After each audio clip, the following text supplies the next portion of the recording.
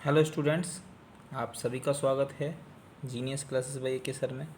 और आज हम आपको बताने वाले हैं बच्चों बहुत ज़्यादा इम्पोर्टेंट बातें, जिसमें कि इतिहास का पूरा घटनाक्रम है, भारत के इतिहास का पूरा घटनाक्रम, जो कि हम ईस्वी से ईस्वी यानी कि सन वाइज चलेंगे। तो सबसे पहले बात आती है सिंधु घाटी की सभ्यता का काल। तो सिंधु घाटी की सभ्यता का काल जो था, समय उसका था 2350 से लेकर 1750 ईसा पूर्व। ये समय था सिंधु घाटी सभ्यता का काल। सिंधु घाटी सभ्यता का काल मतलब इस समय पर सिंधु घाटी सभ्यता चल रही थी। तो सेकंड इसके बाद आता है बच्चों सन 1500 से लेकर 600 ईसा पूर्व। ईसा का मतलब आप जानते ही होंगे, जैसे आज 2020 चल रहा है या 21 चल रहा है, सॉरी, तो 2021 साल पहले सन 00 होगा, उसी को ईसा मसीह का बर्थडे यानी कि ईसा बोलते हैं। तो ईसा पूर्व मतलब उससे 600 वर्ष पहले, यानी कि उससे 1500 वर्ष पहले से 600 वर्ष पहले तक एक काल था, उसका नाम था वैदिक काल, जो हमारे वेदों का काल माना जाता है हिंदू धर्म में। ठीक है ना। तो अगला क्वेश्चन इसमें आता है कि इसके बाद एक और काल आया था जो महात्मा बुद्ध का काल था। वो था 563 ईस्वी से लेके 463 ईसा पूर्व। ठीक है ना। ये हो गया आपके बुद्ध का काल हुआ था। तो ऐसे करके हम लोगों को 3 काल याद हो गए। एक बार फिर से रिवाइज करते हैं। 2350 से लेकर 1750 ईसा पूर्व तक सिंधु घाटी सभ्यता काल, 1500 से लेकर 600 ईसा पूर्व तक वैदिक काल, और 563 से 483 ईसा पूर्व तक बुद्ध का काल। फिर इसके बाद आता है 540 से 468 ईसा पूर्व। यहाँ हुआ था आपका महावीर का काल। महावीर यानी कि जैन धर्म का। तो महावीर स्वामी जो थे जैन धर्म के संस्थापक, वैसे तो 24वें तीर्थंकर थे, लेकिन मेन यही माने जाते हैं। इसके बाद जो आता है 544 से लेकर 492 ईसा पूर्व जो काल था, वो था बिंबिसार का शासनकाल। बिंबिसार का शासनकाल। ये बिंबिसार कौन सा वाला था, इसका भी विशेष ध्यान रहे।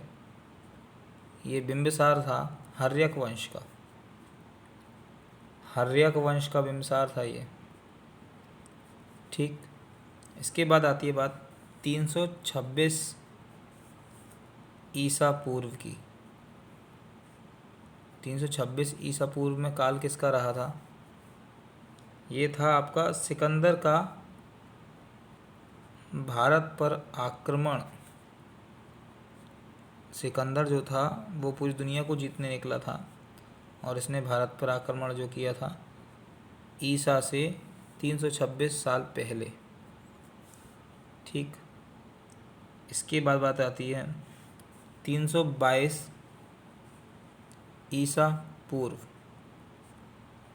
यहाँ पर चंद्रगुप्त मौर्य, जो कि गुरु चाणक्य के शिष्य थे, उनका शासनकाल चला था। मतलब चंद्रगुप्त मौर्य जो था, मौर्य इनको क्यों कहा जाता था? क्योंकि इनकी माता का नाम मूरा था, और माता के नाम पर इनका नाम पीछे से मौर्य रखा गया। तो चंद्रगुप्त मौर्य का शासनकाल, यानी कि वो शासक कब बने थे?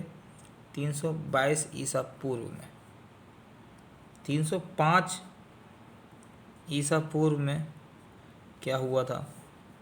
चंद्रगुप्त मौर्य का युद्ध हुआ था एक, जो कि बहुत ज़्यादा ही फेमस है, सभी को पता है उसके बारे में। सेल्यूकस के साथ हुआ था। चंद्रगुप्त मौर्य और सेल्यूकस के मध्य युद्ध कब हुआ था? 305 ईसा पूर्व में। देखिए, मैं आपको सीरियल वाइज इसलिए बता रहा हूँ जिससे कि आपको कुछ सन आपको याद रह जाए। और अगर आप इसे 2 या 3 बार पढ़ लेंगे तो उम्मीद है ये आपको अच्छे से याद हो जाएगा।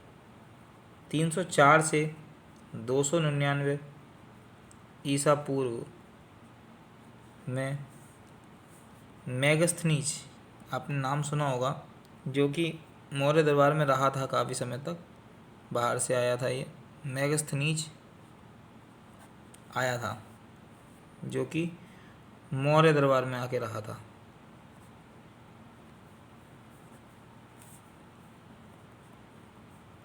ठीक है, इसके बाद आती है बात 269 ईसा पूर्व क्या हुआ था।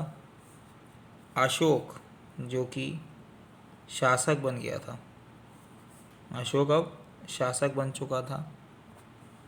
ये हमारे देश का बहुत महान शासक रहा है, इनका नाम हम बड़े गर्व से लेते हैं। 261 ईसा पूर्व क्या हुआ था, एक बहुत बड़ा युद्ध हुआ था जो अशोक ने कलिंग के साथ लड़ा था। उसी के बाद इन्होंने शस्त्र छोड़ दिए थे और बौद्ध धर्म अपना लिया था। कलिंग पर विजय प्राप्त की थी, जिस कारण मौर्य वंश का अंत हो गया था। तो 185 ईसा पूर्व में मौर्य वंश का अंत हो गया था, मौर्य वंश का अंत हो चुका था। बात आती है 183 ईसा पूर्व की बात। यहाँ हिंद और यवन आक्रमण हो गया था, हिंद यवन का आक्रमण हुआ था भारत में।